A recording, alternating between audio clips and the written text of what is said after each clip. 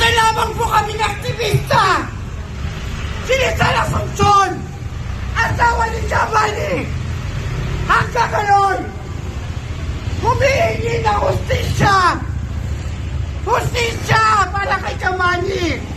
Ganon din ang kanyang mga anak, ang kanyang mga kapatid na hanggang ngayon ay patuloy na humihingi ng hustisya at katarungan.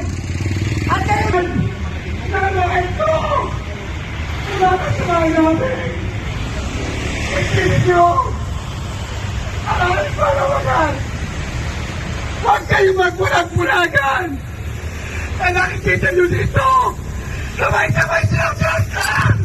Sabay-sabay silang pinatay. Saka yung gawamento ko kapalitan. Kaya lang dapat po managot ang mga bentugong ito. Hindi kami papayag. Hindi kami papayag na manahimik. Hindi kami manahimik. Hanggat hindi nakukulong ang mga bentugong ito ng kapulisan na ito.